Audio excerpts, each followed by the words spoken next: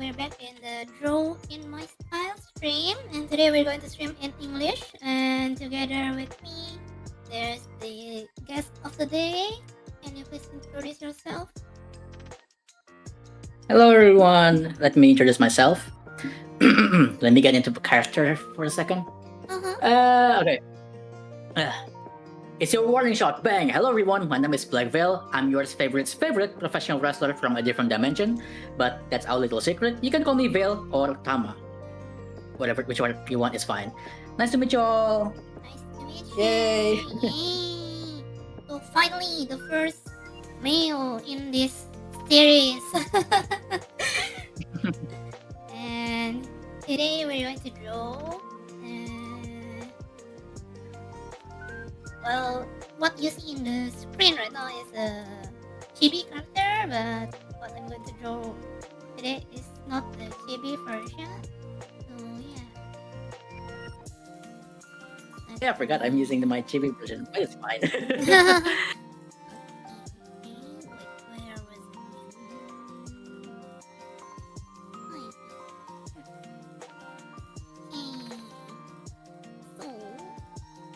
Well, this is a drawing stream. It's not just a drawing stream, but also a stream to know each other. So Yeah. I'm going to draw while we're chatting for a little bit. Mhm.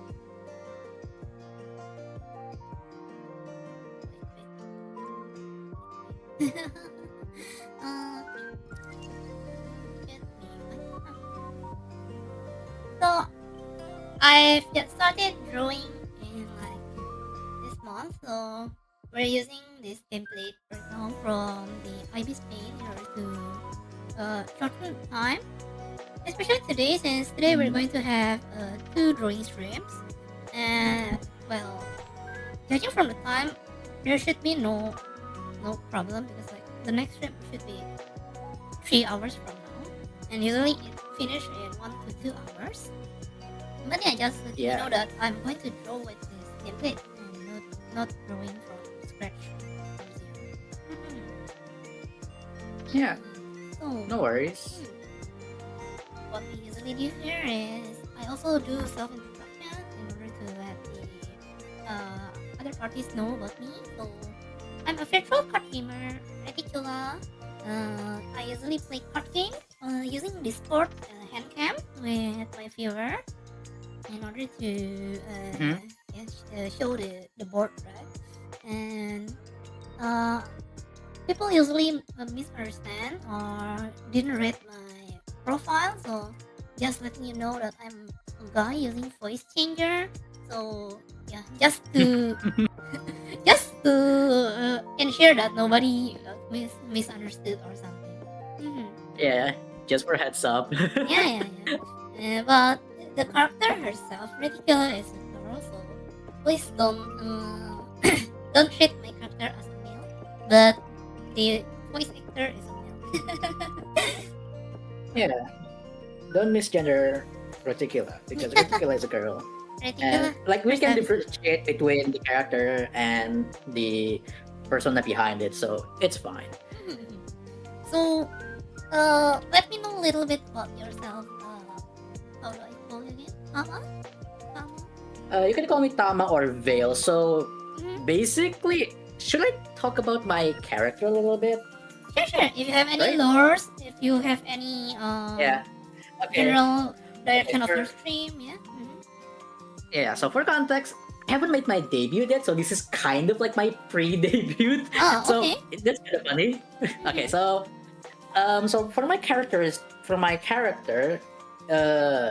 Black Veil itself is a professional wrestler. If you know celebrities like John Cena, Dwayne The Rock Johnson, Triple H, Brock Lesnar, Undertaker, they are professional wrestler. So my character is also a professional wrestler. Not on their level, but I am a professional wrestler. But I came from a different world. They exist in that world, but I don't exist in this world. I see. To put it simple. And on that world, I can't really tell much but I can say that I've been wrestling all around the world, Oh. fighting for championships, winning championship, making friends, making enemies, like breaking people's heart, uh, breaking people's heart, make people smile, make people cry, so on and so on. And Black Veil is the name that I use on stage as a performer. Oh, okay. But outside of there's a word in wrestling called kayfabe. So let me. I know the definition of kayfabe, but sometimes I need to look it up again to Yeah, just to make sure. explain to people what kayfabe is. So basically, kayfabe is like an agreement between the performer and also the audience, where we agree that this thing is staged. We know it's staged, like we know it's scripted stuff, Okay. but we play believe. Like the characters, the storylines, the hatred are completely real. So inside of this kayfabe, my character name is Black Veil, and he is a cold, heart-striking wrestler, but at the same time, he has a kind heart. Oh, okay. At least that's how I built the character throughout the years of me performing. But outside of kayfabe, a lot of people have their own real life names. Like John Cena's name is not actually John Cena. Oh, is it? That's the first time I It's heard. not. Yeah, Okay. John Cena is not his actual real name, but since he already got famous using that name, he decided to just, okay, I'm just going to use this name as my celebrity name. I see. If you look it up, John Cena's name is actually John Felix Anthony Cena Jr.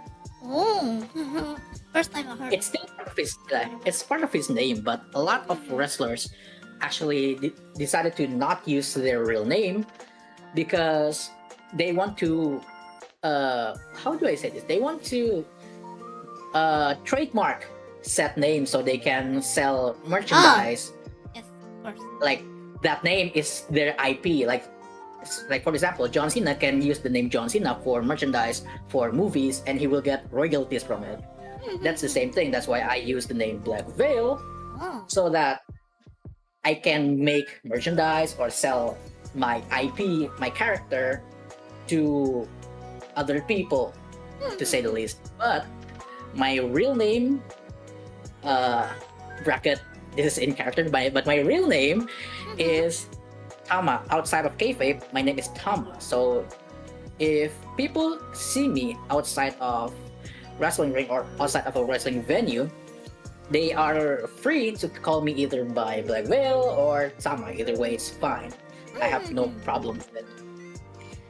And if I can say a little bit of where I got my inspiration from, there is this group of wrestling trio called The Shield back in like 2012, 2014-ish.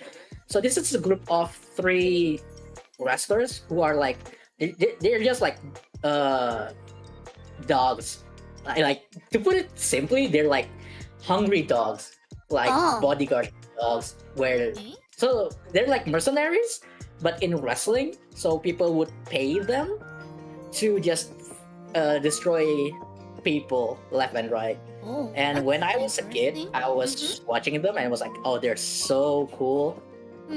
And what's amazing about the 3 of them is that there is no leader between them. Like everyone stands on their own. Like they are they put the balance in that group. Like for example, there's the 3 members are Dean Ambrose, Seth Rollins, and Roman Reigns. Roman Reigns is like the powerhouse. Seth Rollins is like the strategist, and then Dean Ambrose is like the lunatic who will just destroy you. but what makes them dangerous is that you can take them one by one, but when they're together, they're unstoppable. So if you see from my design, I'm actually using a very similar design with them, with the vest and the black accent. Okay. But for my moveset, I actually took a lot of inspiration from this wrestler called Kenny Omega. Mm-hmm. He's basically like my idol. He Oh. have he has wrestled all around the world. He's from Canada, but he made his name big in a Japanese company called New Japan Pro Wrestling, where he become Ah, yes. champions like years, and he had a lot of amazing matches with multiple performers like Kazuchika Okada, Will Ospreay, Jay White, John Moxley, and a lot of people. And it was still a dream of mine to wrestle him. Well, unfortunately, I could not because I'll explain later. But yeah, so if you see my pose like with the gun finger, that's actually Yeah. from Kenny Omega. Oh, I see. So But that's a reference. it is a reference, and there's also another group that I took inspiration from, Mm-hmm. and that's where the gun finger actually came from. There's a group in New Japan called Bullet Club, and oh my god, they're so cool because it's a group of people in a Japanese wrestling company, but Yeah. they're not Japanese, so they're basically Oh, outcasts and outsiders from all around the world. that's Even though most of them are like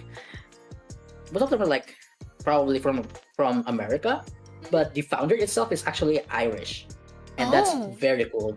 That's cool. Prince Devitt has another name. He's called the Demon, and his demon persona is really amazing. And throughout the years, Bullet Club has a lot of leader or slash ace because sometimes the leader got betrayed by its own group, which is very Oh. ironic. But that's because Okay. they wanted to turn themselves into a better person. Like for example, Prince Devitt started the Bullet Club because he wanted to make a change in the industry. He wanted to make a change within the company, and he was just using whatever tactics that he has in order to win matches, in order to win gold. But at the same time, he betrayed his long-term friend. So there was a time where he didn't want to do all of that anymore, and he got betrayed by his own member, which introduced the next leader in AJ Styles, which is also one of my idol in professional wrestling. Well, unfortunately, he retired this year back in January, if I remember correctly. He can still kicks people, but he is not performing anymore, which kind of sucks. But well, at least he can spend time with his family. I think that's all that matters. And as a leader of the Bullet Club, man, he is so cool. He has a lot of this mask that he wore during his entrance, and a lot of them are like very unique. One of them looks like very sci-fi with smokes coming out, and I was like, oh my gosh, he's the GOAT! And also Kenny Omega was also one of the leader during his time in Bullet Club. He was actually the one who kicked AJ Styles out of the group. Oh my god, it was so painful, but also at the same time, he's so cool. And I think what I love about Kenny Omega as well is because he can speak Japanese, but he decided not to, just to spite the Japanese audience back then. Okay, that's interesting. He's so cool. But right now he's not in Japan anymore. He's still wrestling, but right now he's wrestling in a American company called All Elite Wrestling, and he's actually one of the EVPs. What does EVP stand for? One of the vice president. Wait, what is? All I know is that he is EVP, but I forgot what EVP is. What is it? Executive Vice EVP. President? Yeah, executive. Yeah. He's one of the executive vice president. So basically, he and a lot of other wrestlers, including his long-term friends, the Nick and Mac Jackson, they're both siblings, and then Cody Rhodes. The four of them built this company from the ground up. Well, not just four of them. They had a help from a guy named Tony Khan. So Tony Khan is a son of a very wealthy person. Mm-hmm. The name by the name of Nick Khan, and I'm sorry, Shahid Khan. And Shahid Khan is actually an American businessman who is the owner of Jacksonville Jaguar, a team in NFL, Mm-hmm. and also Fulham FC from the English Premier League. So he's like very, very wealthy.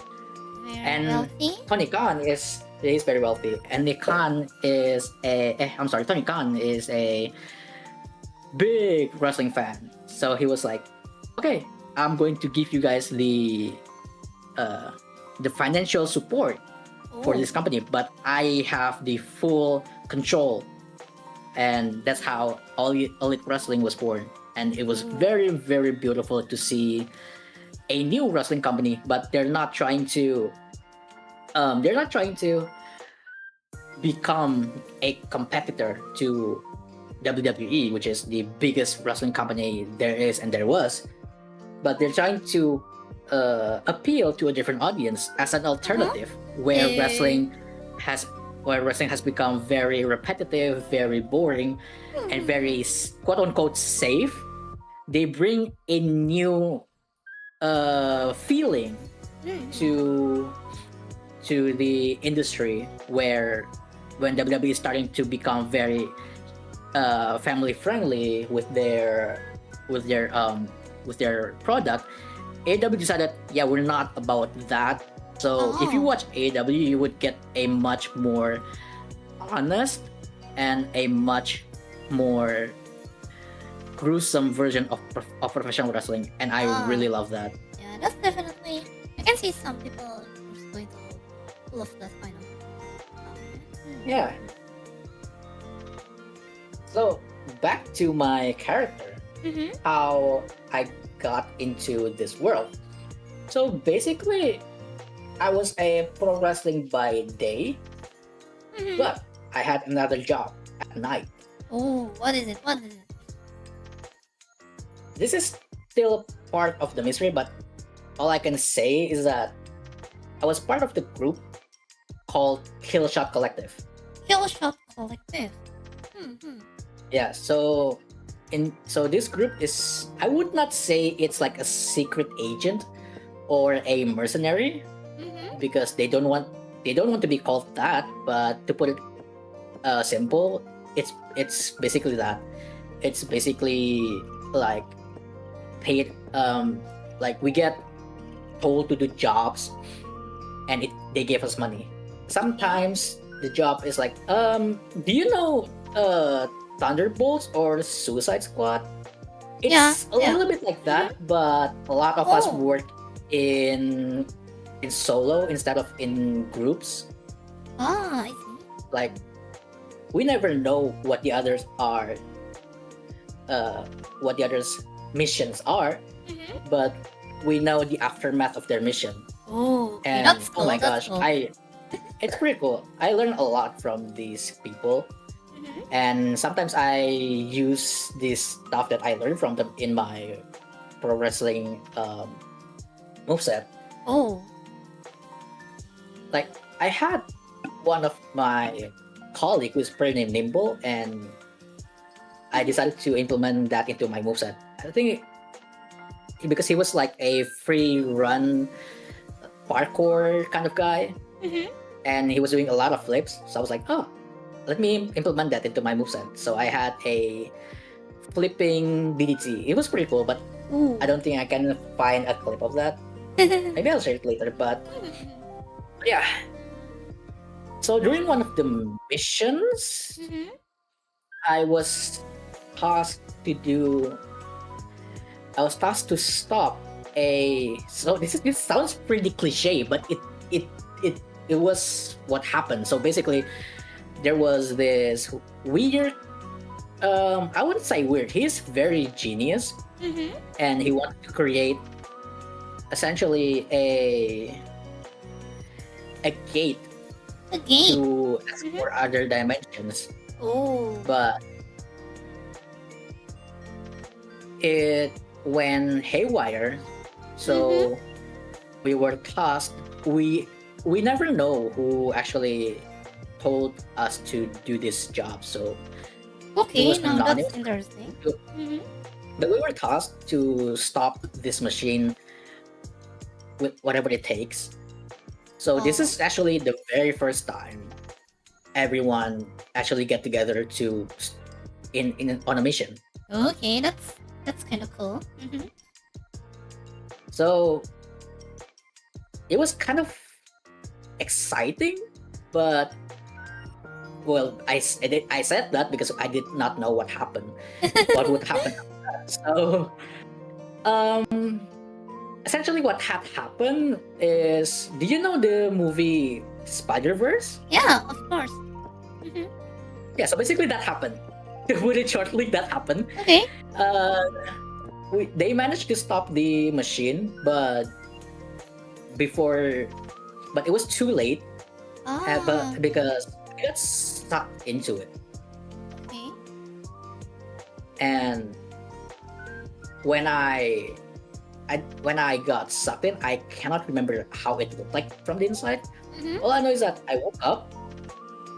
It looks like a world similar to mine, but no one knows who I am.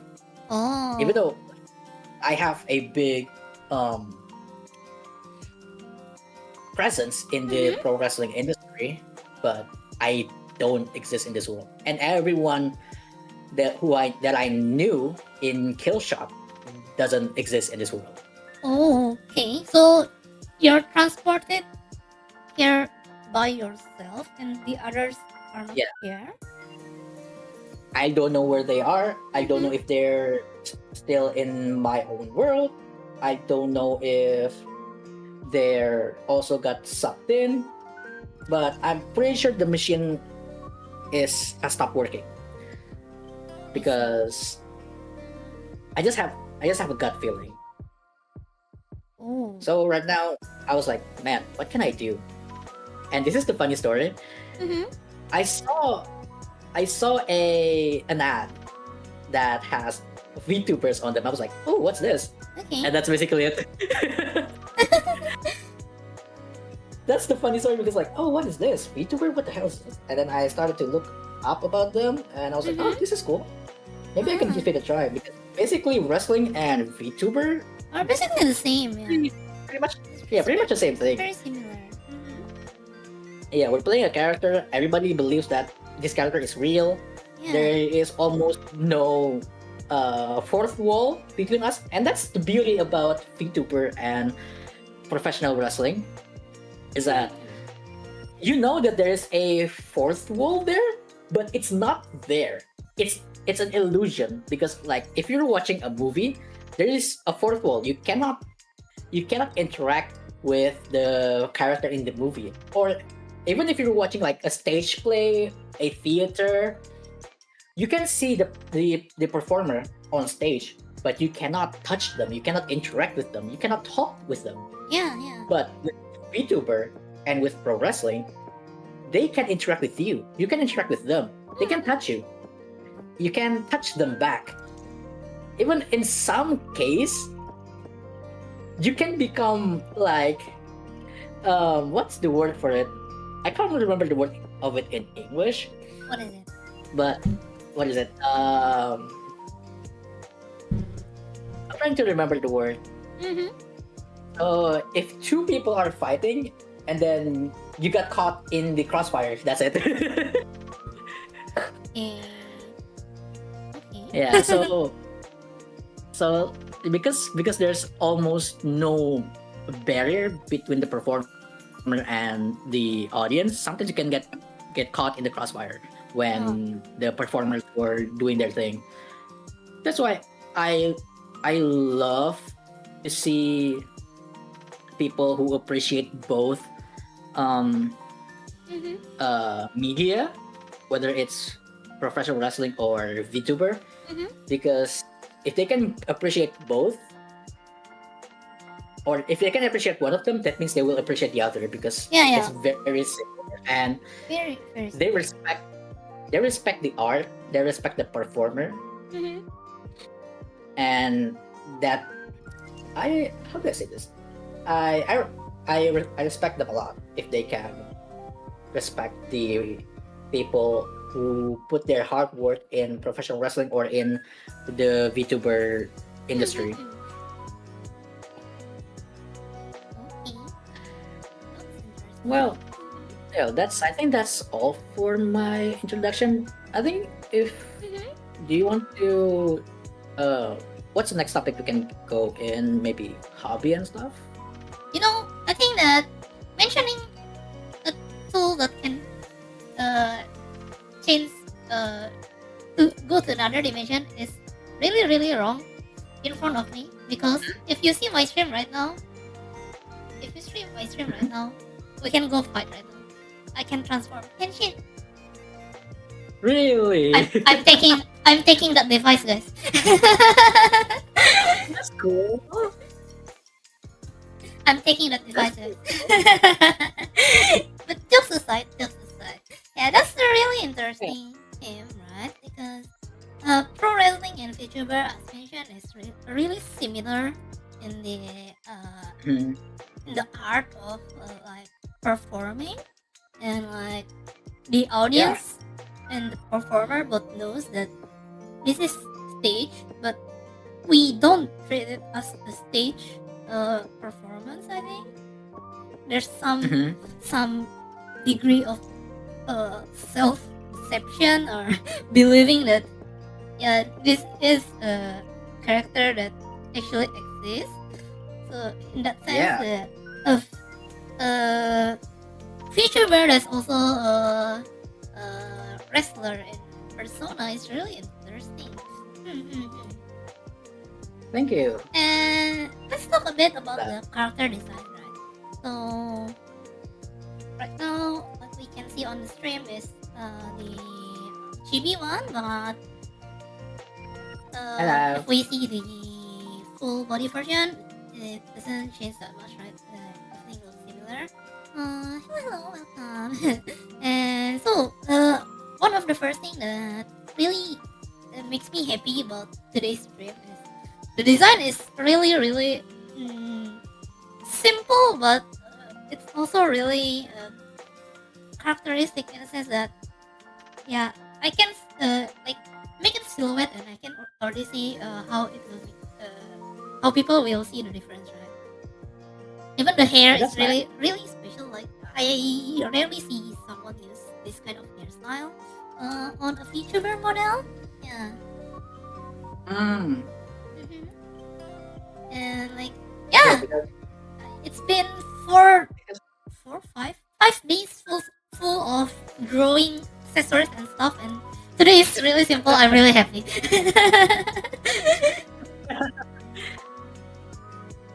I think also funny story when I commissioned the guy to rig my model. He was Mhm. like, "Oh my god, your hair is really easy to rig." I was like, "Really?" Yeah, because your hair all attached to the scalp, so there's no. I'm also a rigger. I rig my model myself, so I can imagine Oh, like that's cool. how to rig this kind of hair. And yeah, you just have to rig the one above and the one below, and that's it. Because if let's say this long Yeah. hair, there are so many things that I have to rig to make them move. Yeah. Mhm. And even then, I'm still cheating by not creating a shadow of my side hair, because the shadow need to be rigged as well if I do create Yeah. shadow. True. Yeah. Also, one of the reason why I wanted this kind of hairstyle, I think I had this idea ever since, like, I would say 5 years ago. Oh, okay, that's quite long. 5 years ago is probably like the VTuber boom, Yeah, right? 2021. like four to like 3.5 years ago. And the first idea was not actually for the VTuber model itself. It was just like, oh yeah, I want to have a persona that looks like this. And when the time, and then I was like, oh, maybe I can implement this into my wrestling look as well. Oh, And yeah, it kind of pop off. at least in that world. I don't know if it's going to pop up in the world.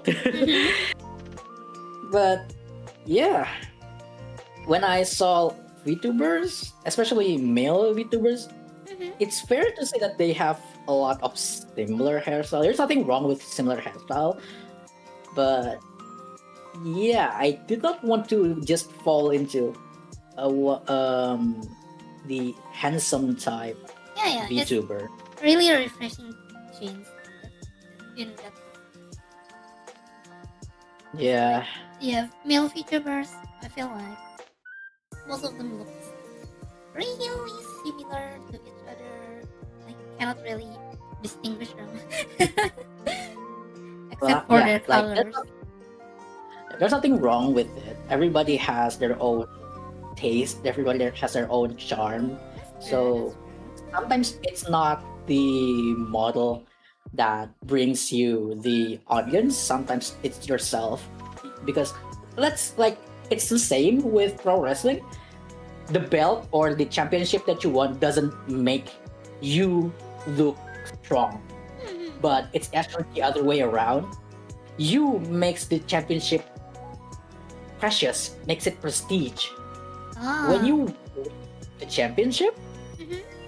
you etch your name onto the championship, it makes the championship a lot more valuable. It's the same with VTuber model. At least that's how I see it. Okay, that's The VTuber model interesting. Mhm. doesn't it will not bring you to like a certain level, but yourself is the one that has to make your own model to a certain level. Mhm.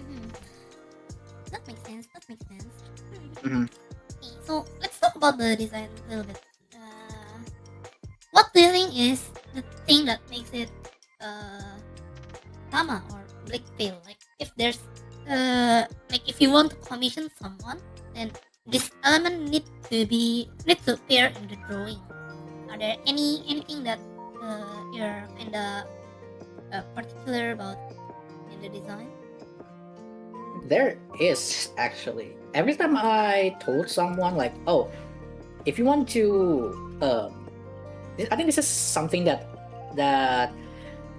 I've heard from a friend of mine, Mm-hmm. is that you need to be able to condense your character Mm-hmm. into one sentence.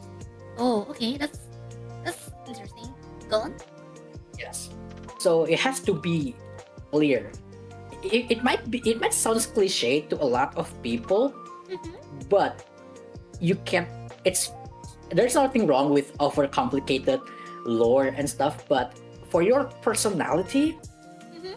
it needs to be uh like it's okay for your personality to be complex, but at the same time you need to be able to explain it in one sentence. Which is So if you ask what is my personality, all Mhm. bark, no bites, little puppy. Literally Oh, that. I see.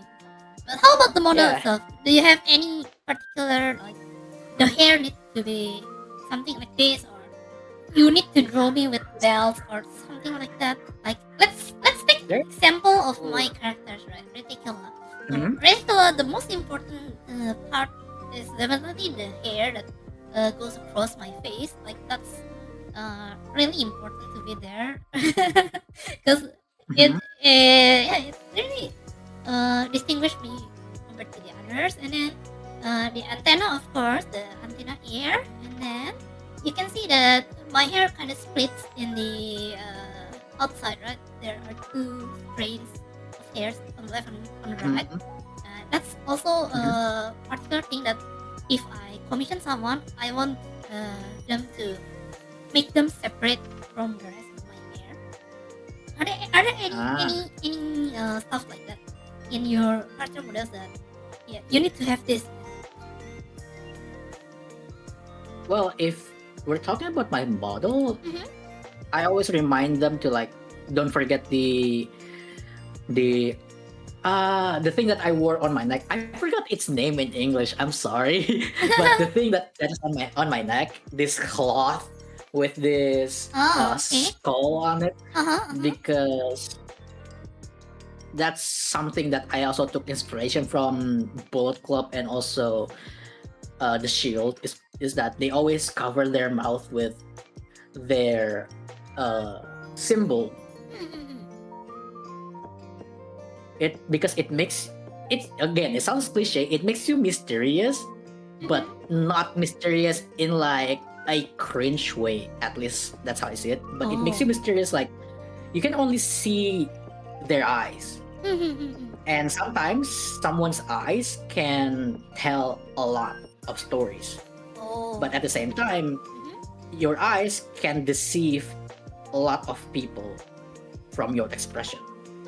So you would never know if this guy is going to be kind, if this guy's going to be evil. That's the facade that I'm putting on whenever I work as a professional wrestler. Oh. Yeah, And like that's why. I'm really glad that I asked because like in the full body model there's no you don't have that, right? Yeah, So yeah, I'm going to draw it later. no worries. Yeah, no worries, no worries. It's not mandatory because the one that's mandatory is the color of my hair that they are not allowed to change that because I would say me coloring my hair that way is also a way for me to being reborn. It's like a new chapter of my life Oh. from a previous version of myself. So let's move on from the characters, from the visuals into the inside, right? What is yeah, you're not debuted yet, but I think you already have made some contents, right? I have. So what do you usually do on your stream or on your video? So for my stream right now, I'm just playing a lot of games. Sometimes I do a watch along. Like for example, a couple of weeks ago, there's a lot of game announcement, and I was doing a watch along with my friends. But Okay. most of the time, I'm playing variety of games, whether it's collaboration. But I think right now I played a lot of Persona content. Oh, There's nothing Persona. wrong with it, of course. Because I love Persona ever since I was in, I would say, high school. Yeah, I would say high school. I love Persona because back then, around that time, that was when Persona 5 got released, but I never got be able to play it on my own. And Wait. I had the Wait. Can we go back a little bit? When was it again? Persona 5? When you're in? Persona 5 was released like back in 2015-ish, right? Yes. Persona 5 released. That's true. When Yeah. I was in high school, it was Persona 4. How Oh time wow! flies. So we have a very big age gap, huh? I'm kind of surprised. Like, what, Persona 5? Yeah, Okay, but okay. because I could not play Persona 5, I had a PlayStation Portable from when I was a kid, and I was like rummaging through and then I found it again when I was rummaging through my stuff in my bedroom, and I was like, oh, my PSP, cool. Is there a way I can install games into this? And I found a piracy website that has a lot of games, and I was so curious. Is there a Persona game for the PSP? Turns out there was. Actually, a lot. There was a lot. Yeah, there was a lot. But I decided to play Persona 3 Portable, and that was my very first Persona game ever. And oh my god, even though Persona 3 Portable is not the most optimal way to play Persona 3, but I really enjoyed my time. Persona 3 I really in enjoy my kind of form is really nice. Yeah. Yeah. I mean, Persona 3 remakes the whole brand. So, yeah, It is. speaks It of is. how great this one is.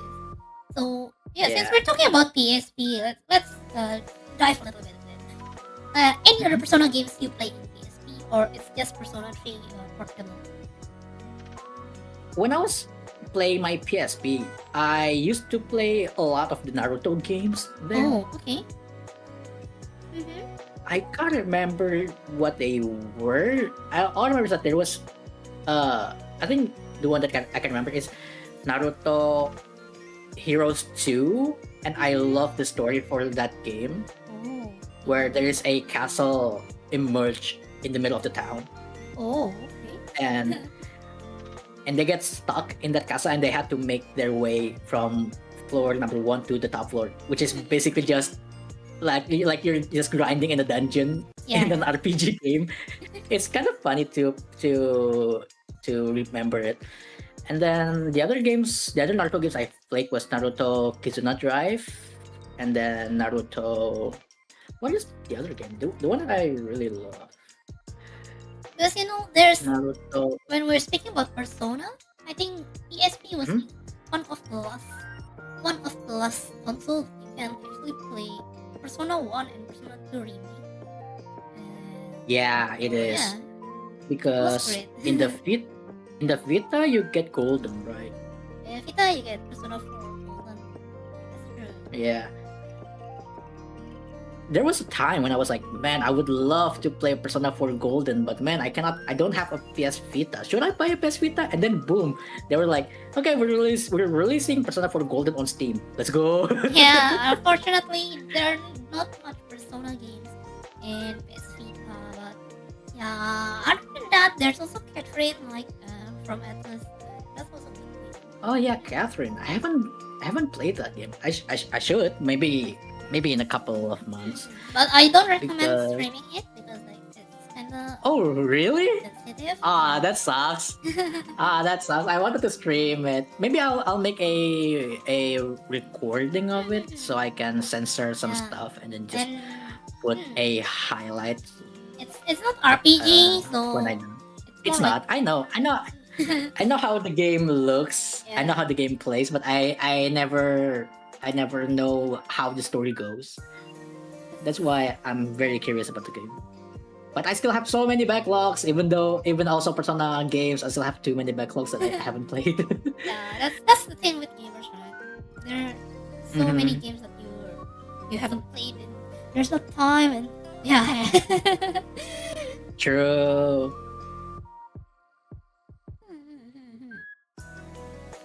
Okay. Persona. Are there any other games or yeah, let's talk about games first, right?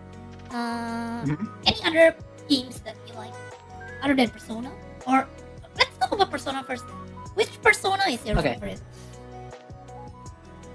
I would say Persona 3 because it's my introduction to the entire series. Mm. But I love Persona 4 as well. I think, you know what? I'll say Persona 4 Golden actually. Because when I Ah. played that game, it was around my final years of high school. And man, it hits a lot more. I remember there was a time where the song changed to Snowflakes in the town, Mhm. Yeah. and I was crying because like Oh. I'm not ready to say goodbye to these characters, but at the same time I was not ready to say goodbye to my friends. That's why it hits twice. Jeez. Yeah, Persona 4 is it gives a different vibe compared to both Persona games because like Yeah. the closeness of you and your friends in Persona 4 is just different. Like having friends in countryside is really different than having friends in the city, and Persona 4 really shows True. the difference. It's really great. Mhm, mhm, mhm.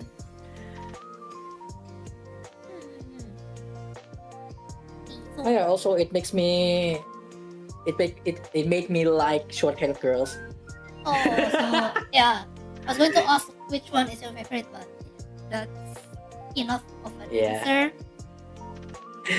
Definitely Satonaka-san. Yeah. I mean, I can understand that, like, especially if like you're still young and play the game and you Mhm. see Chie, and yeah, you're just going to have a crush on her. It's just that nice of a girl. True. So, okay, let's move on from Persona, right? Because there are lots of other games other than Persona. Any other games that you really like to stream? Maybe like For now, I'm streaming only collaboration games and also Persona 5 Strikers. But there is a game that I've played since early 2024 that which is because I've already played the majority of its entry, I cannot do a live stream for it. Maybe I will do like a marathon of like a full month just playing the story of it, but I would not get the exact same experience as I did when I was playing the entire franchise, and that is the Yakuza franchise. Oh, okay. Yakuza franchise is really nice.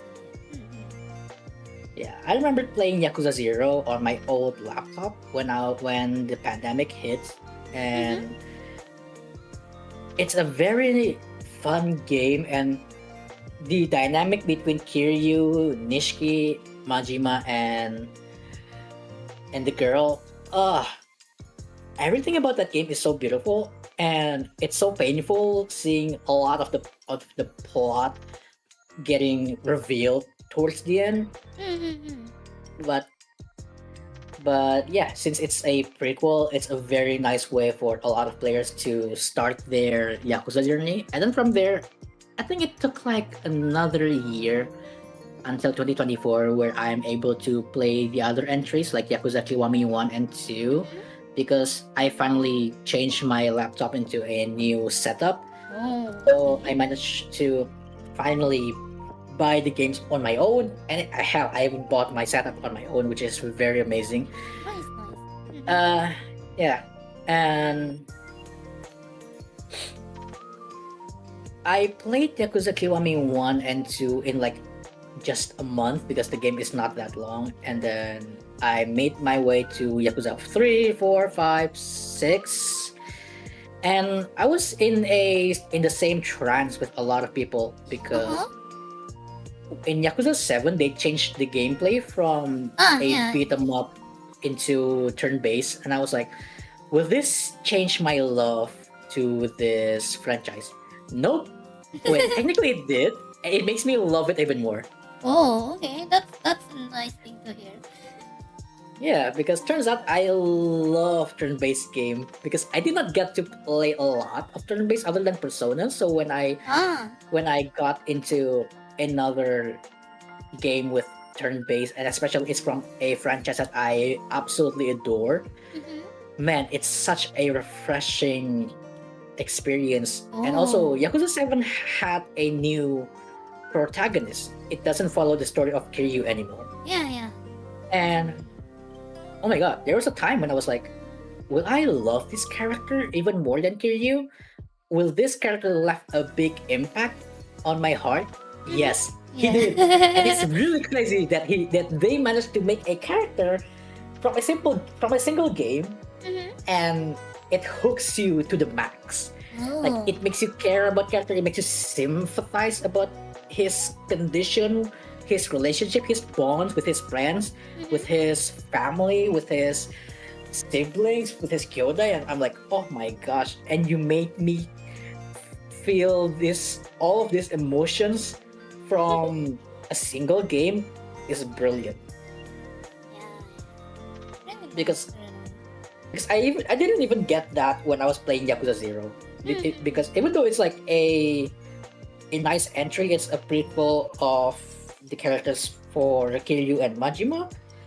Of course, it makes me feel a certain way. Like there were moments where I laughed, there were moments when I cried, but well, I didn't feel that attached to the characters. But man, the characters for Yakuza 7, Ichiban, he's so pure, he's so innocent that it hurts you a lot whenever he gets hurt. And I'm not saying he gets hurt physically, he gets hurt mentally.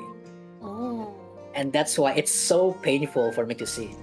because to me it took 7 games of Kiryu as the main protagonist for me to actually cry. Oh, okay. That's tough.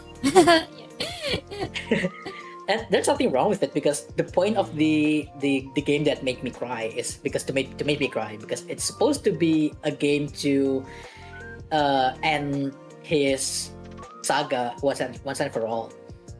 That's why, oh yeah, this is appropriate for me to cry. But I did not expect to actually cry a lot because you went through a lot of his journey to get to that point where there's no going back. Like literally no going back. And you feel as a player and you feel how Kiryu feels where that in that point of his life there's no going back anymore and he can only reminisce and feel regret of the things that he left behind. It's so painful, but it's a beautiful pain. It's such a beautiful pain. So I'm going to cut a little bit and I'm going to ask about this thing in your neck. Is it a solid or is it a fabric? It's a cloth. It's cloth. fabric. Okay. So it's not mask, right? It's not a solid mask, right? It's something like bandana that you wrap in your neck. There's 2 variety.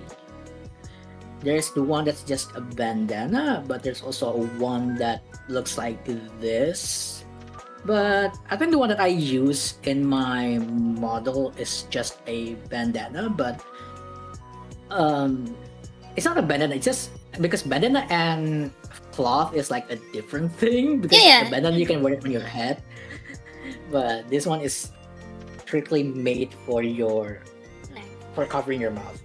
Yeah, Okay. neck and mouth or mouth.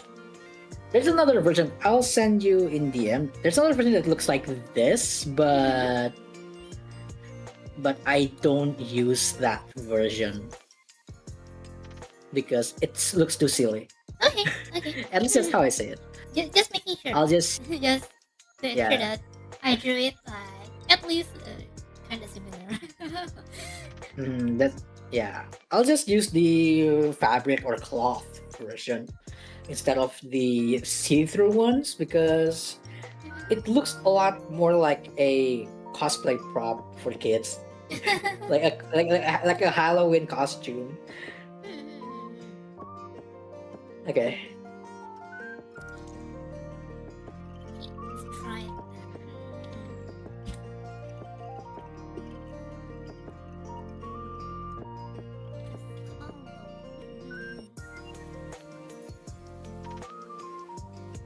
Like all of your image are like from an angle and I have a hard time imagining like how it looks from the front. Really? Yeah, I mean, I still starting as a not exactly an artist, but like just being able to draw something. So yeah, it's really There's nothing wrong with it. hard. Any small progress, any progress is a progress. It doesn't matter how big or how small it is. It is. It's still an achievement.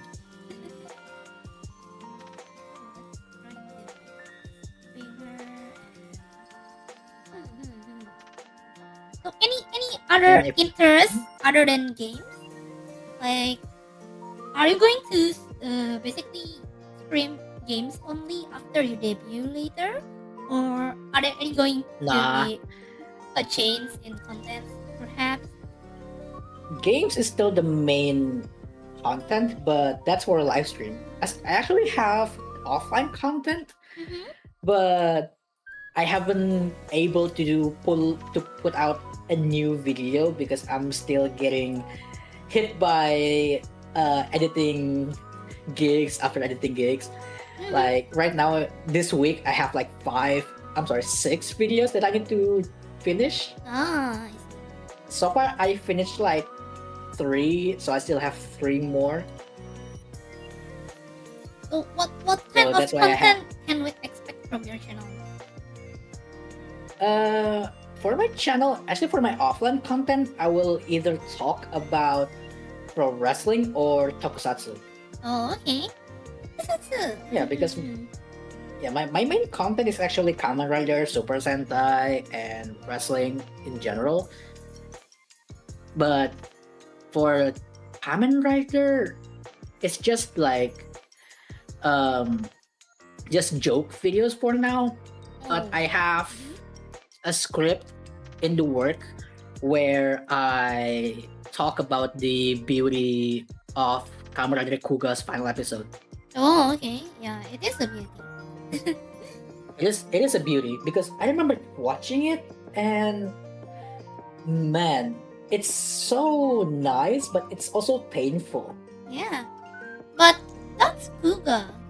The fear, the Yeah, pain. yeah.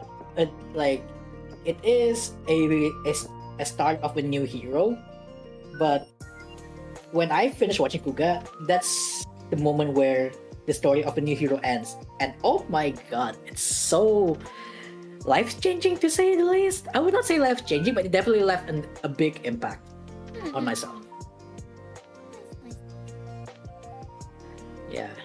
And also, I did a video on John Cena's retirement nice. last year, just before the year changed. And that video really. How would I say this?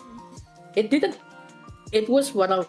It had a lot of views, but I mean, for my channel, it's a pretty big number. But at the same time, I I titled the video a personal retrospective. So it's not just me talking about John Cena retirement, but it's also how me finding out about John Cena also, in a way, had its own domino effect and how I could get here in my life. Oh, very nice, very nice. Yes. So I would recommend people to watch that video to understand what I mean because if not, it would take me like a whole hour to explain what I meant. Yeah, it would be just the reiteration of that video. Yeah, it would just be it was just me recreating that video. But yeah, me finding out about John Cena when I was a kid, it's a really weird domino effect in getting me to where I am today. Mhm, Not just me as a video editor, but mhm. also me going to college, picking my major, and finally decided to becoming a VTuber. So No, that's, it's a, there's some it's a interesting point there. hmm, So it's a let's very talk weird tokusatsu timeline. first. Let's talk tokusatsu first. Okay, sure. So Mhm, I'm mhm. going to show my transformation animation again. Can you guess what is the reference of this? Because Okay. it has a lot of reference, not just one tokusatsu. I'm going to move my model a little bit to the center. It's to share Okay. everything. So it has 3-step Let me. transformation. The first one is Mhm. showing this device. Uh huh. And we're going to Henshin and we're going to this. And after that, the chains and the scarf here. Can you guess what is the reference? Of course, it's not all tokusatsu, but there are some tokusatsu. Mm. Ah, it's really hard. I actually have no idea what the reference points are. Ah. Holy. Um, I don't think it's Ryukendo, but the flying thing at the front. The fighting at the front, for the hint, it's not from tokusatsu. It's not the. Oh, it's that not one, okay. Yeah. But for the design itself, the only Toku hero that I can kind of makes a reference to right now is that rider from Wizard, the White Rider, the final boss. That's true. And I don't know if that's correct. It's really similar, right? In the fight. Yeah. But unfortunately, the costume itself is not a reference to tokusatsu, but it's a reimagined version of the human version of my books. Ah, that's nice. So the face, Mhm. is really unique, right? There's not It that is. many styles. Yeah. Well, I make this Mhm. blinking. The artist actually doesn't make it blink. So Ah. if you imagine it not blinking, can you like imagine what is it? I'm trying really hard. I'm using my brain really hard right now, but I cannot pinpoint an exact So reference. Ah. the artist is he. I don't know if it's he or she, but the artist really likes to draw Ultraman in this kind of art style. So like kind of glorified Oh. Ultraman. Mm. So the face is really Ultraman like, I think. Yeah, I can kind of see that now. Yeah, Yeah. I can kind of see it. And the full transformation, of course, the transform itself is the reference to Kamen Rider, right? Because Kenshin is Kamen Rider thing, right? Yeah. But unfortunately, the full transformation with Kamen Rider is really hard to rig because it's really hard to post this, right? it's so Yeah. stiff, right? So Yeah. I'm taking Uh-huh. inspiration from Mega Man for the transformation. Ah, Yeah, that's cool. ZX has this kind of biometal. So you can hold the biometal, but since holding is impossible, I'm making it floating and it goes to the transition, right? This kind of transition, I think it's also from Mega Man.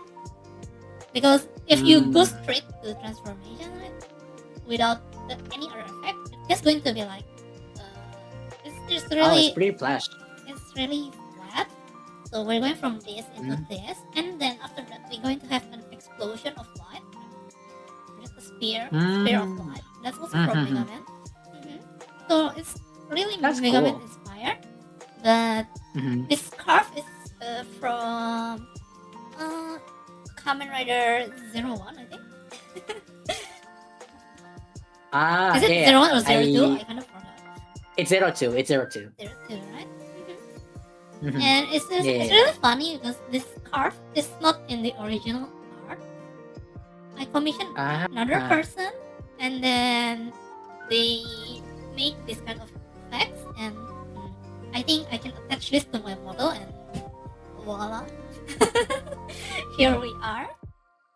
But it's That's really pretty, actually. interesting because this also refers to Mega Man X Command Mission because X1 Command Mission has a red scarf. Ah, So nice, yeah, nice. Tokusatsu reference is actually Ultraman, which is also funny because Ultraman is the only Tokusatsu that I watch.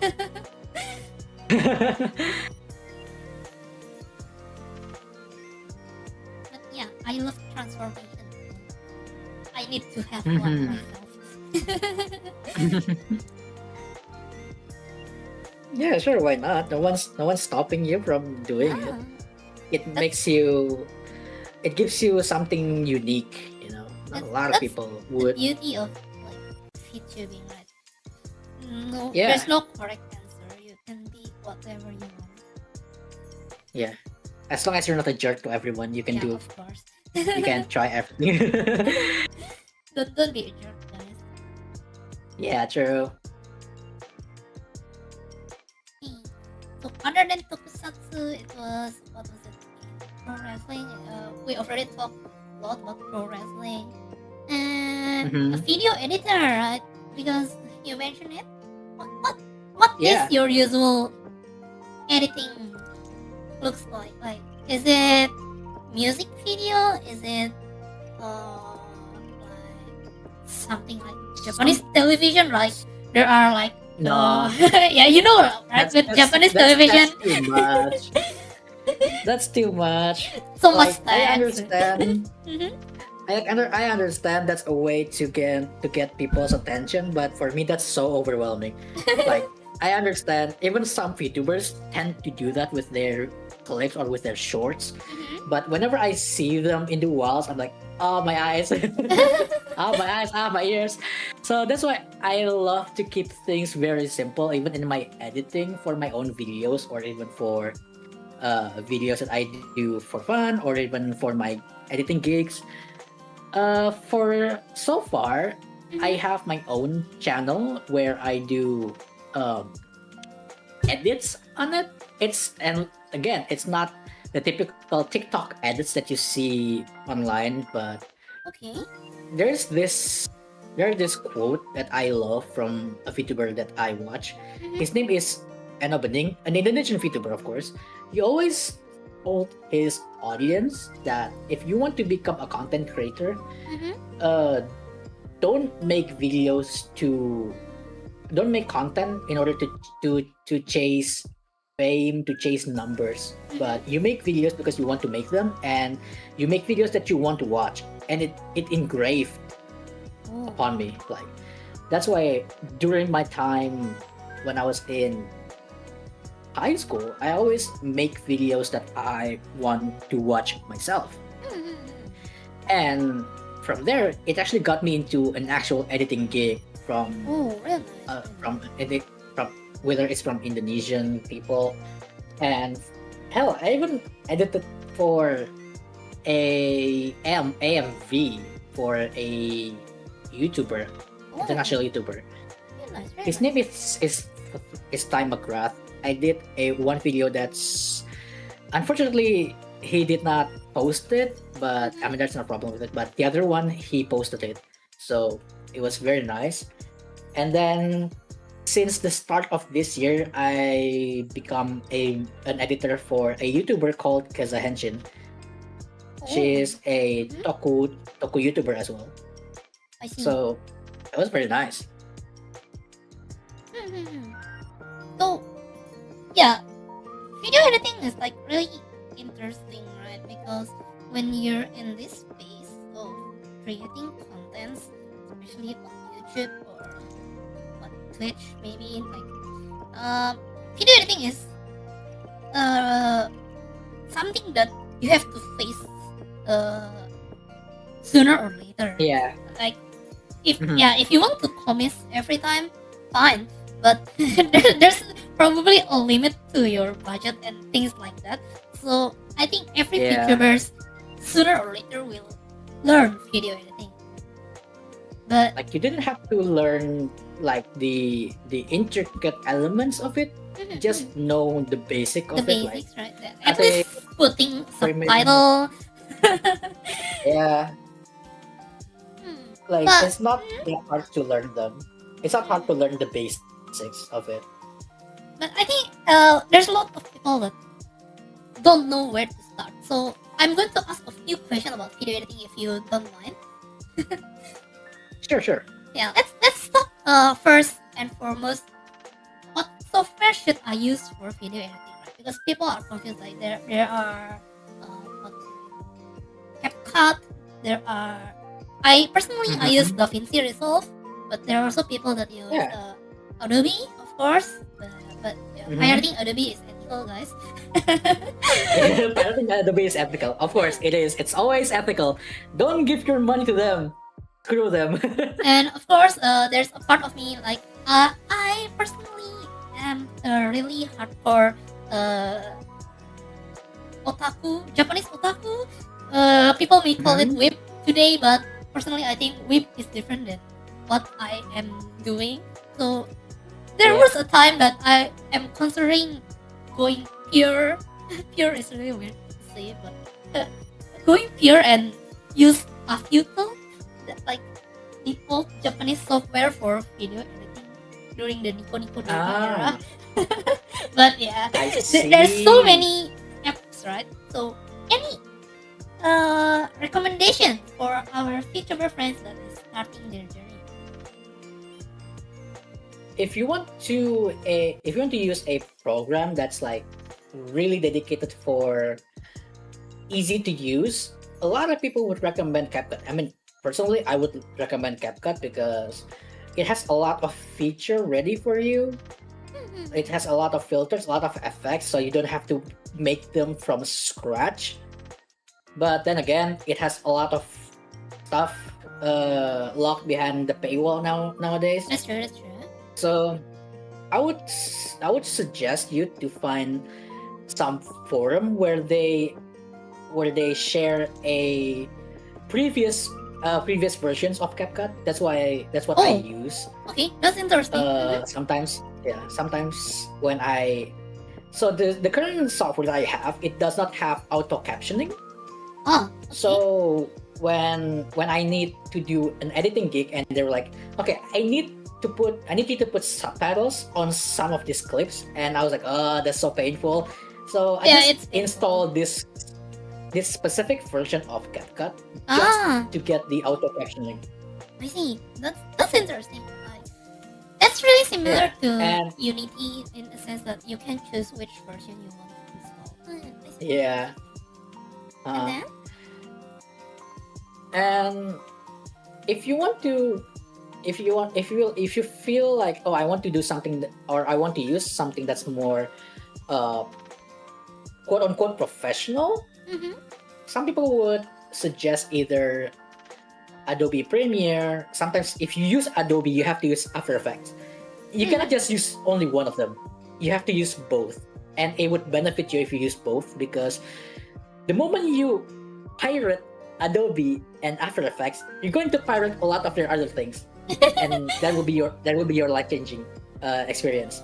No, I'm being genuine, because I remember back then I could only afford to install one of those two software, and I used After Effects because my main editing software is not Adobe, and I just need After Effects for its features Mm-hmm. and for its plugins. And then again, if you already pirate After Effects or Adobe, make sure to pirate a lot of the plugins, because it would make your life a lot easier. I see. Yeah, so there's, especially After Effects, because there's a lot of feature that would give your videos a little more oomph to it. Yeah. And like the community makes a lot of like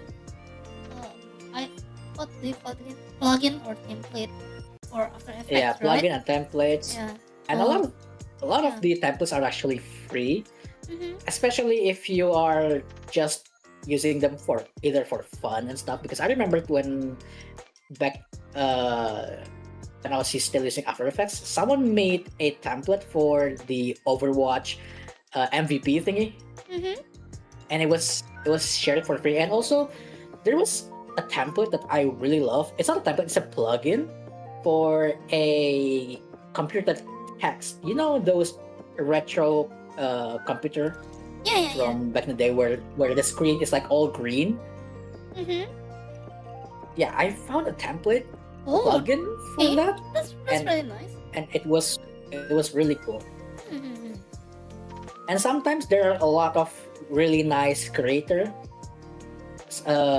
making videos on After Effects or Adobe template, where they're like, I have the entire template on my, let's say, Patreon and stuff, Mm-hmm. but they will make a video where you can just recreate it on your own. Yeah. I see. Yeah, so they're very very helpful during my early days learning how to do video editing. So Mhm. the thing about video editing is, as long as you know the basic of video editing, like cutting, trimming, syncing audio and stuff, Mhm. it doesn't matter which software you use. You would know, oh, I need to do this. Let me find the effect for it, or let me find the keyboard shortcut for this Yeah. action. Like, for example, I want to trim at the start. What is the shortcut on this platform? Or if I want to get a glowing effect, I already know what I need. Like, or maybe I want a what is it name? Displacement mapping. Oh. Displacement mapping for overlay and stuff. I know where I know where to look. I know what they're called. As long as you have that, it doesn't matter which software you use. Of course, some software have its own limitations, but you will, if you are known a lot, if you know enough about video editing, it's pretty. It's not going to be easy, but you will overcome that limitations. Because if I told you my editing software, you would not guess it. It is a free software. I've been using this software since I was in middle school, and me being in middle school is like almost a decade ago. So yeah, I've been using that software for a long time. It's called Shortcut. It's not shortcut, it's shortcut, but without the R. It's called Shortcut, and it has nothing to do with CapCut at all. It has nothing to do with CapCut at all. But what I love about this software is that it's very simple, it's free, and there's a lot of tutorial online to get you into video editing itself. Oh, really nice, really nice. Yeah, because of its simplicity, it's a perfect place for you to learn how to import files, how to drag and drop from project to your timeline, how to create a new audio source, how to open a color, how to make a noise, how to blend from overlay or from the top timeline into the bottom timeline. Like, it looks the UI is very simple. That's why I would recommend that software for everybody who want to learn the actual basic of video editing, so that you won't get addicted or not overwhelmed, but also so you won't get addicted or I'm sorry, I think the word addicted is too harsh, but apa ya, ketergantungan, what is the word in English? Dependent, right? Dependent, yeah. So you would not be dependent on the feature that CapCut gives. There's something wrong with using CapCut because it is efficient. A lot of people in the industry wants efficient, but at the same time, you need the actual basic of video editing. And using Shortcut for a long time, like I did, it doesn't make me dependent on effects and color grading of CapCut. Even if CapCut doesn't have an effect or a filter that I want, I can recreate it even within CapCut itself. Oh, I see. That's why you need the actual basic of video editing. And with using Shortcut, there's a lot of tutorials, even from back then. Like, maybe you would find tutorial from like 9 years ago, 8 years ago, 7 years ago. But it's Even though still with the applicable. UI, yeah, it's still applicable. Even though like the UI changed throughout the years, throughout the version of Shortcut, you still understand, oh, he's talking about this. It's probably on this section of the UI. And oh, the keyboard shortcut is not going to change. You still need to press this, this, and this in order to get this action, in order to do this action. So, and what I love about Shortcut is that they have an active forum. Oh, So okay, if you that's really important. Yeah, so if you have like trouble, like, oh, what does this effect mean, or how, or if you just updated the software and you experience a problem, you can go to that forum and just ask the members of the forum, like, you guys experienced this, how to get rid of it, and most of the time the moderators or the people behind the software itself would answer it, Oh, and that's they nice. would fix that problem in the next patch, which is very nice. Really nice. And every patch is free. Like the entire software is free. You don't need to pay for anything. That's really nice. They even have tutorials on their websites as well.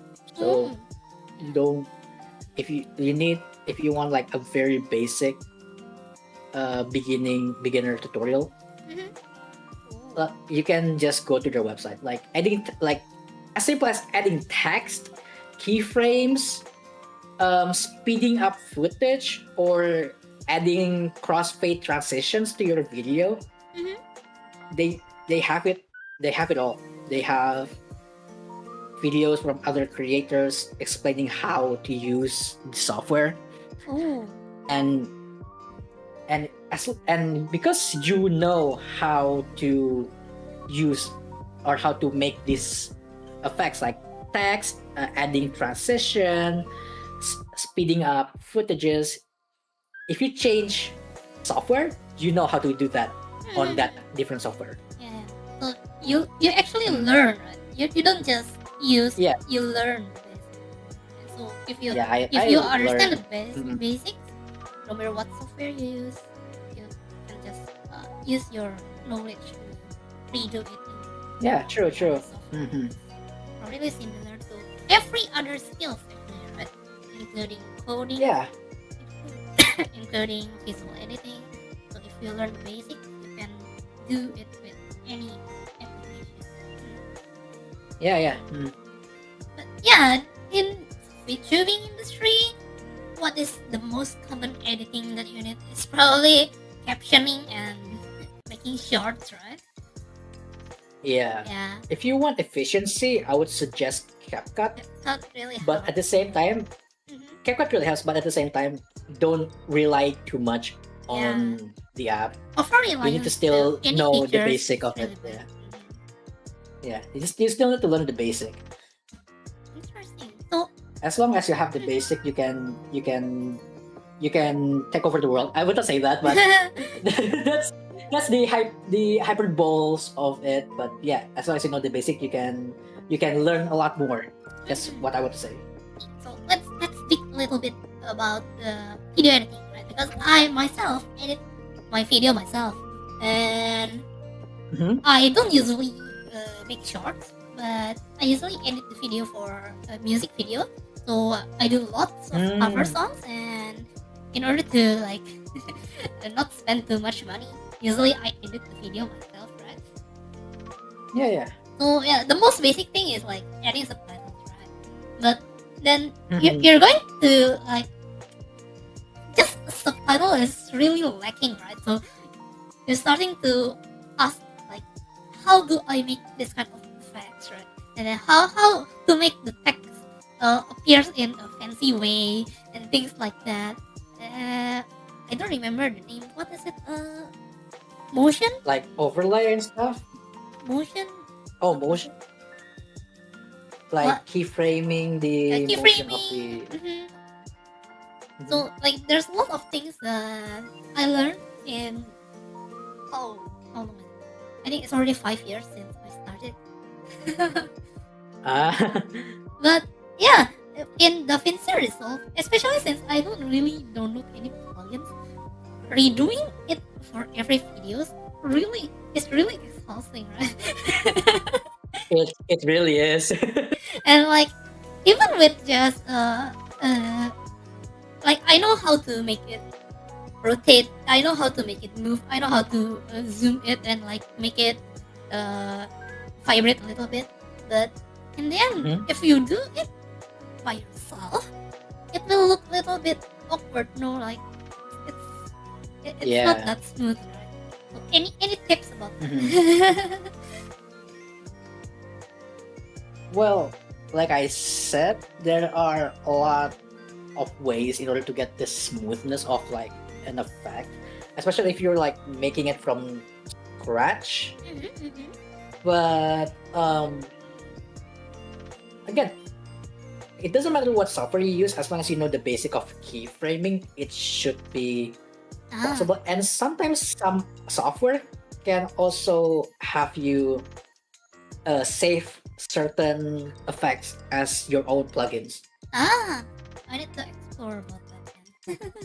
Yeah, because in my editing gig, there's a lot of repetitive because I'm editing for a certain YouTuber like Yeah. Kaza Henshin, Mhm. Yugijo. There's like a lot of And repetition. there's a lot of repetition in because I'm editing videos each week, so it's going to be the same formula over and over again, and I don't want to redo it all readjust over the again, same right? Mhm. effect over and over again. So I'm just making like in shortcut, I can just have filter A like size and position. I Ah. can change the size, the rotation of it, and then I could have, let's say, a glowing effect underneath, or I could put like a masking for Mhm. blur and stuff, and then I can save that set as its own effect, and Mhm. I can just name that effect something like, let's say, heart subs, or I could have my own preset for subtitles where I just type it on my own, because sometimes I don't want to have a auto captioning. I just want to write it on my own. Mhm. It's possible, and I have my own preset where I already set the size, the thickness of the outlines, the font, and the positioning, and I just pick that preset for the Mhm. entire timeline, and I'll just cut on each sentence that I put. Ooh. Yeah, Yeah, that would help a lot. Mhm. of course. Same thing with other effects. I do that a lot just There's to make my life easier. mhm. There's this one video I really don't know how to animate the music video, so I gave up on the uh, video editing. Goes to live Ah, 2D, and I make the whole thing move in live 2D and put it into the video editing as a raw video. yeah. And there's okay.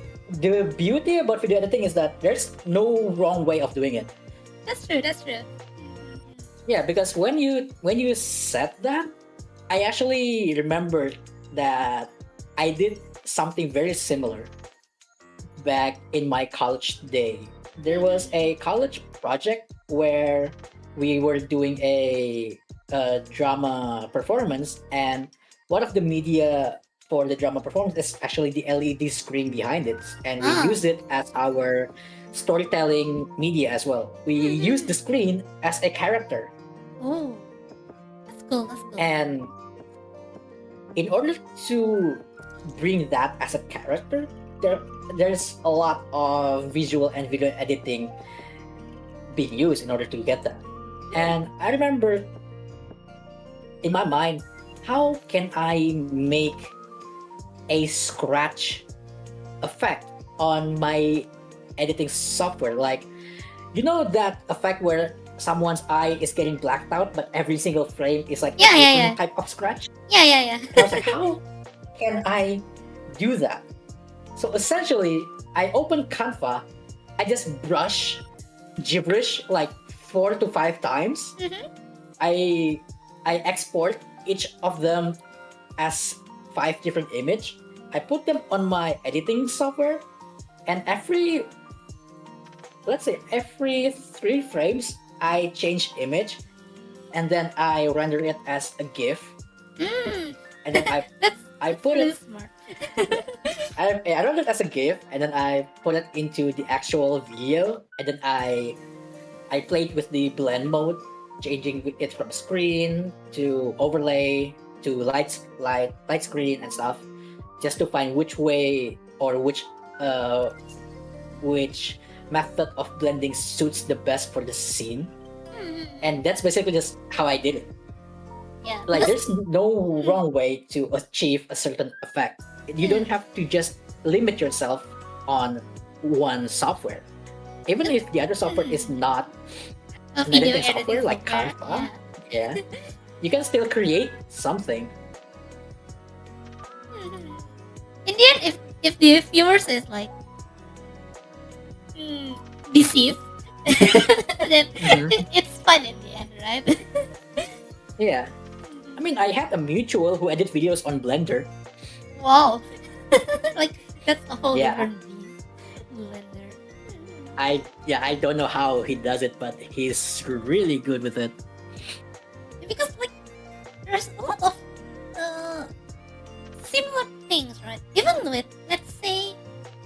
2D. Live 2D is just basically this, right? So if I put this on IBIS Paint, the software I'm using for drawing, if you go to Mhm. transform and go to the mesh form, then yeah, live 2D is basically just moving this around, right?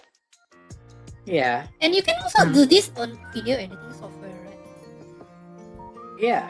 True. So basically, it's the same thing, but we just categorize it to say it easier, right? Video editing, visual editing, things like that. Yeah. But Mhm. the knowledge is basically the same. So if you learn one, then yeah, you probably can learn the other easier than usual. Yeah. I think the best advice is to not limit yourself. Just think outside of the box. Because sometimes if you think that you cannot achieve something in a software that you use, you can use other things. Like there are a lot of video editors that I know who mixed I don't know what it's called, but they're calling it mixed media, where they include stuff like stop motion into their own video editing. Yeah, that's cool. But it's not your typical play stop motion or figure stop motion. But it's like they took pictures, they print it, they draw on each frame with like crayons or markers, Wow. and then they scan each frame of those video, and then they just put it back into the timeline as if like they're actually filming a film roll from back in the day. Really nice. And I really like their creativity a lot.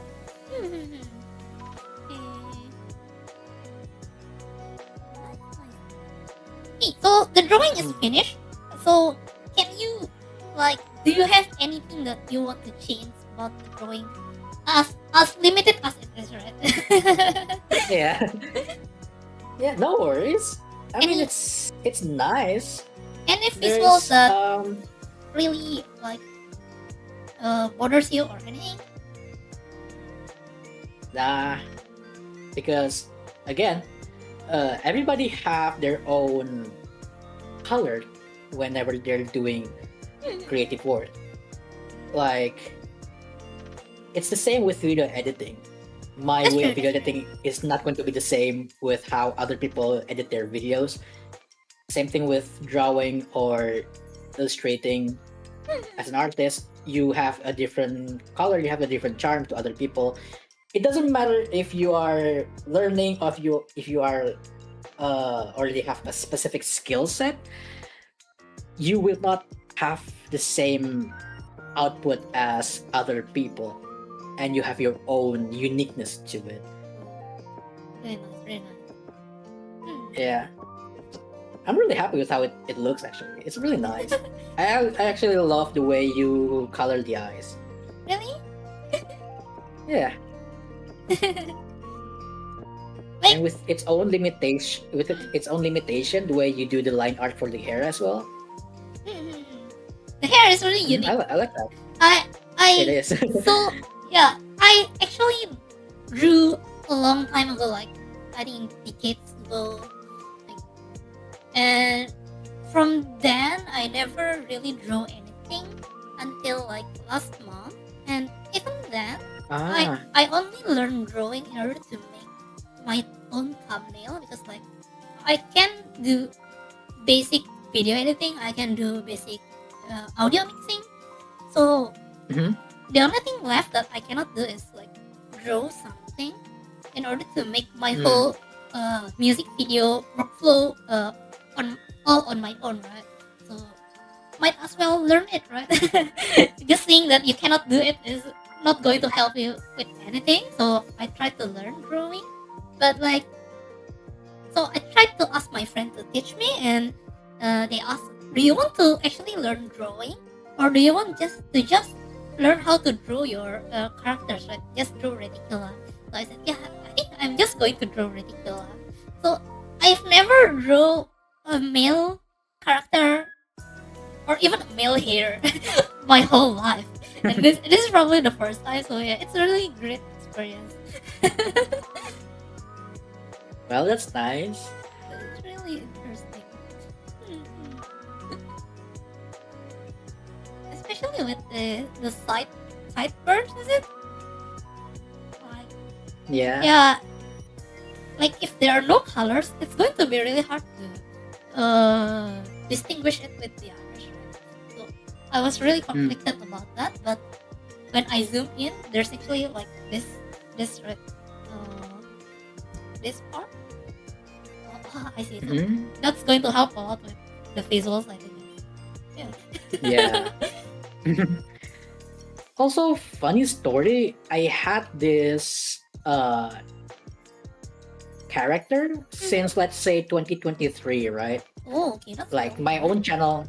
Mhm. My channel has been around since 2023, but I stopped making content around October 2023 because it was not optimal with my college Oh, schedule and yeah, yeah. stuff. So I was like, yeah, I did not have enough time to have this channel going while also having freelance stuff. So I was focusing on my freelance stuff. Mhm. And I already have the PNG for my character back then. So I already have my own personality. But what's funny is that back in what year does this show aired? So back in, let me check it up.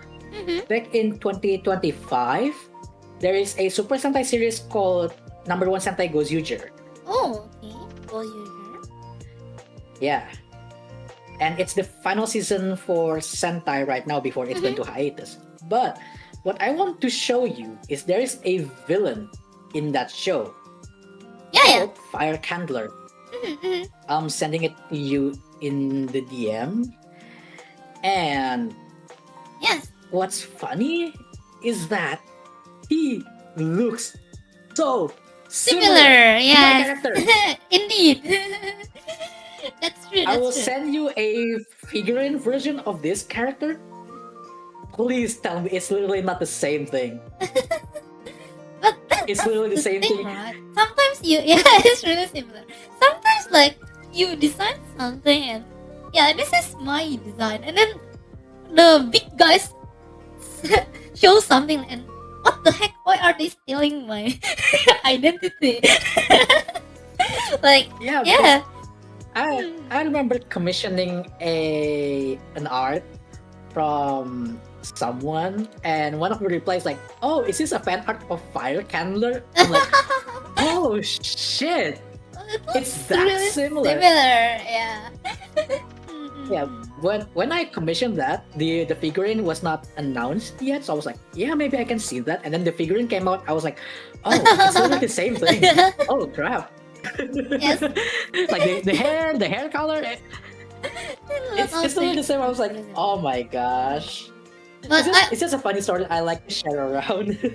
but you see, I also experienced same thing with that. So I play card games, right? And I play lots of card games, and with so many card games, and every card needs to have their own art, right?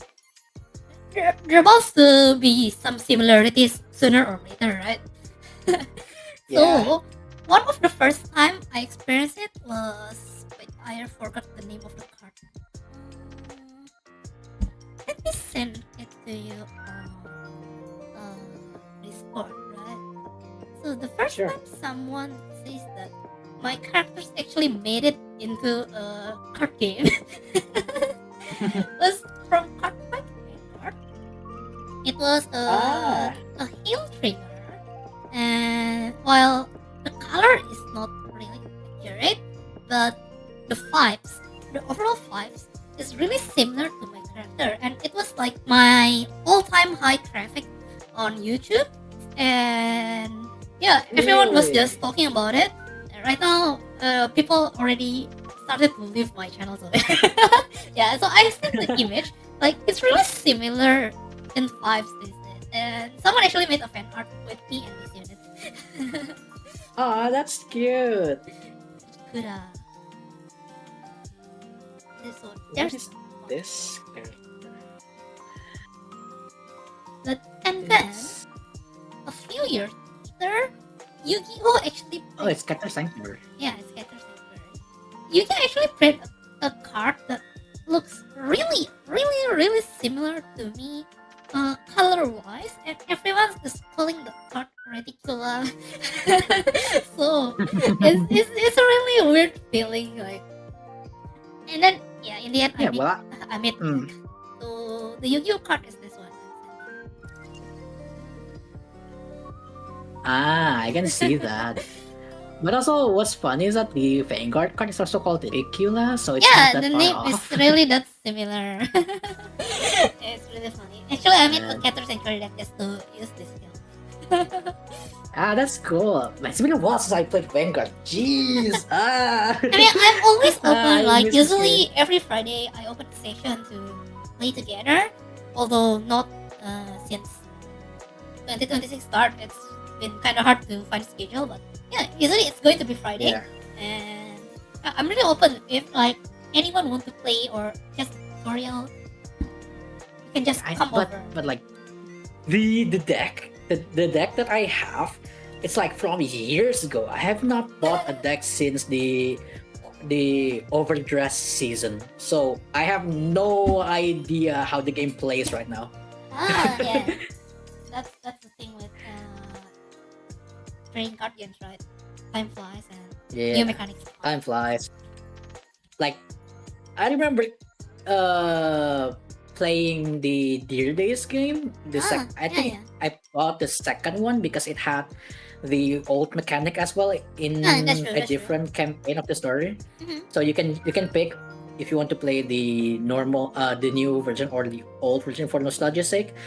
And I wanted to try how the new gameplay works, and I was like, oh, this is very confusing, but it's very interesting because there's a right deck that's you don't write from your hand. I was like, Yes. this is very interesting. Like But at the they same time, yeah, I don't think I'm going to spend my money on this hobby in the near Yeah. future. Yeah, Vanguard right now is Unfortunately. really expensive. I don't recommend anyone going It into really Vanguard is. now. Mhm. It really is. Oh Fast my set god. I aside, remember when I was playing it back then, it was already pretty pricey. Mhm. But right now, when I was looking at the price, oh my god. It's a Yeah, lot way more expensive than I It's thought way it would more be. expensive. Like, of course, there are some cheap decks, but if you want to go all in, then yeah, it's going to cost quite a lot. Unfortunately, like Yeah. I usually encourage someone to like try out card games, but for Vanguard, at least right now, yeah, I don't really recommend. Yeah. I think the peak of Vanguard, from what I remembered, was Vanguard Zero, the mobile game. Hmm. Zero was nice because it was I was playing COVID era, right? Zero. So everyone has Yeah. some free times to play it on their mobile phone. Yeah. And then they had the audacity to turn off the server. Oh my god, I hate them so much for it. That's the I was like, thing with no, Vanguard, my only right? way of playing card game. Zero and Fee was like, they're still using it to buy times to release the affiliate, I think. Yeah. As sad as it is. But yeah, with this kind of incident, right? A similar design. What I learned is that, especially with the Yu-Gi-Oh card with the blue hair, black and white suits, right? So what I've realized is that people have already knew me just from the colors, right? So that's like a brand recognition for me, right? So Yeah, true. that was what I learned from that incident. Like before that, I've already made another costume, but since then, I referred to this costume because like people already know me from blue hair and black and white clothes, so yeah, might as well capitalize on that. Yeah. Because like my new costume is really different. It's like from Kingdom Heart or something like. It's really different. So yeah, in the end, I revert to this one. I also really love this design. It's simple with the colors, and yeah, it's just really It's been a long time since. Yeah. And of course, it can transfer. There's there's nothing wrong with simplicity. Yeah. They said that simple is best. Yes. Okay, so time's running up. So one last question before Yeah. we try to close the stream. So you said that Of course. you have not debuted for your VTuber persona, right? Yeah. So what is your goal after you debut? Like usually when people debut, right, especially in Japanese VTuber, they have like this one big goal. Like for example, let's go big and say Hololive, right? Their goals is usually I want to make a concert in Budokan or something. Do you have some specific goals in mind going to your debut in a later date? Of course, it's not. That's a It doesn't have to be like I'm going to have a concert. No, that's just an example, right? Yeah, no. For example, like I want to Yeah, be known as the tokusatsu VTuber in Indonesia or something like that. Are there any specific goals in mind? Yeah. So for now, I'm still in a limbo where I want to be an Indonesian VTuber or an English VTuber. That's why when I'm by myself making content, I always use English. Not only because I want to reach a different audience, but also because speaking English, it calms me. It gives me more confidence in speaking Nice. because I actually majored in English literature, Ah. and even though maybe if you notice, sometimes I stumble upon my words, forgetting my vocabulary, or even making mistakes in my grammar, but at the same time, it gives me more confident. It makes my speaking a lot more fluent, Oh. and it gives me more color, to say the least.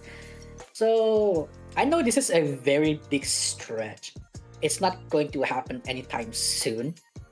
But for a short goal, since I'm making content surrounding pro wrestling and tokusatsu, more specifically tokusatsu, I would love to collaborate with a lot of toku creators Oh. online, whether they're from Indonesia or from outside.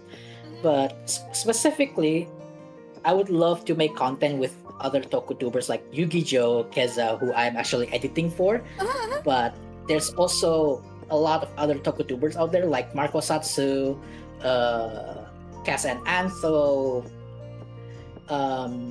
Who else? There's a lot. But in the VTuber scene, man, I would love to play a game or make content Yeah. with I would not say a VTuber, but in my mind, they are a VTuber. There's a YouTuber called Tough9, and I love their content so much that I would love to just play games with them. This and also another one that's a very big stretch, and I don't know if I'm going to ever get there, but it's nice to dream. Dream big, Man, right? I would love, I would love to play with gaming creators in the level of like Vanos Gaming or Smithy, Rosin Badger, Lythero, because I adore their humor. More specifically, I adore the way they brand themselves as a gaming YouTuber or even as their own persona. Oh. From the way they make their videos, from their editing. Like, I learned a lot about editing. And again, another advice of video editing: you need to consume a lot of media. Yeah, because like that's where your inspiration comes from, right? Yeah, that's where your inspiration comes from. Like, you would see a video, oh, they're doing this effect. How do I achieve this specific effect? Whether you find the exact tutorial or you just have to make it your own way. Yeah, And that's the beauty of it. That's the fun of it, right? That's the fun of it. That's the fun of content creating. Yeah. The best best part That's why. is finding out how to do it. The worst part is actually doing it, and oh god, this is so Yeah. hard. It's But nice it's to also have fun. it in your imagination, Yeah, but when you but try it's not fun when you have to. Yeah. when you try it, you start to having regrets about your decision, right? Uh-huh. But yeah, if you go through it and actually finish it, then yeah, that's the beauty of the art. Yeah. So we can expect a lot, right, from Tama. Yeah. Yeah. So let's hope, guys, that after he debuted, that we can see him creating contents about pro wrestling and games, right? And hopefully manage to collab with all of those big names, right? Yeah. Hopefully. Don't forget to come to his debut, guys, which is on. There I'm no- still no working specific- on Oh, a okay. lot. I'm still working on it, but I'm hoping for a July/August timetable. So I'm hoping I'm hoping to do it very soon. Nice.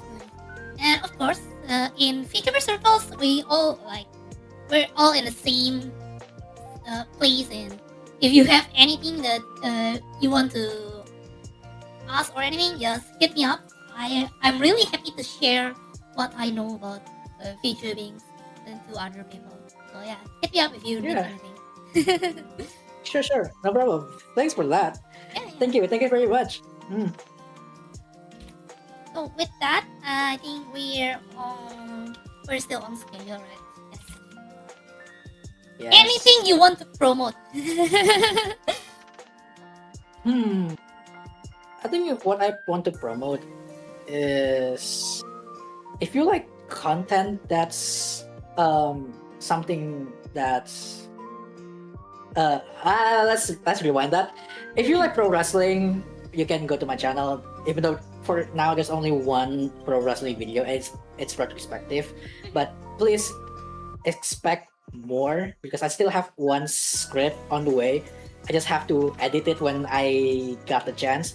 But if you want to see more tokusatsu related content, like I said before, I have a Kamen Kuga video where I dive a little bit deep into the final episode of the entire season. So expect that. But if you want to see me play games with other VTubers, especially with other Indonesian VTubers, or just want to hang out with me and my friends, you can just always stop by from my stream. And I'm also still open for video editing. You can check my Twitter or my YouTube for my I don't know. I think my playlist for editing gig is still unlisted. I think I'll make it public later. But yeah, for my paid editing gig, I will make the playlist public. And if you want to see my editing, the one that I do for fun, you can check my Twitter. And also follow my Twitter if you want more content that is not posted on YouTube, because sometimes I do voice work even though it's just for fun. And also you would see me do more voice work / fan dub on my Twitter. Nice. Because I'm doing a lot some projects for a community called Limit X Break. It's a community with a lot of people who want to learn to become voice actor, and you don't have to be a VTuber. You don't have to be a content creator. It's Jiro, right? Akita Jiro. Right? It's Jiro. Yeah, it's Jiro Akito. But there are other moderators there, other organizer. So if you don't find your niche from Jiro's audition, you would find a niche somewhere else. Like for example, right now we have Contra. I call her Gunda Contra, who is currently working on a fan dub for Reverse 1999. and then from Demita, who is going to put out another project. It's finished. But it's still doing some finishing touch. It's for Gundam. Oh, yeah, I It's saw. pretty cool. I saw it. So you'll see a lot of other creators there, whether they're VTubers or not. And then if you're like, oh, but I don't know anything about this niche. Well, I mean, I don't know much about Gundam. I don't know much about Reverse 99. And heck, I don't know much about another project I'm in, which is a voice act for Gray Sheep. But that's why I said that's a good place for you to learn, because everyone is very welcoming, everyone is very supportive. So even if you don't know the niche, like if you don't know the character, as long as you want to give it a try, as long as if you have the will or the motivation to learn about voice acting, they will help.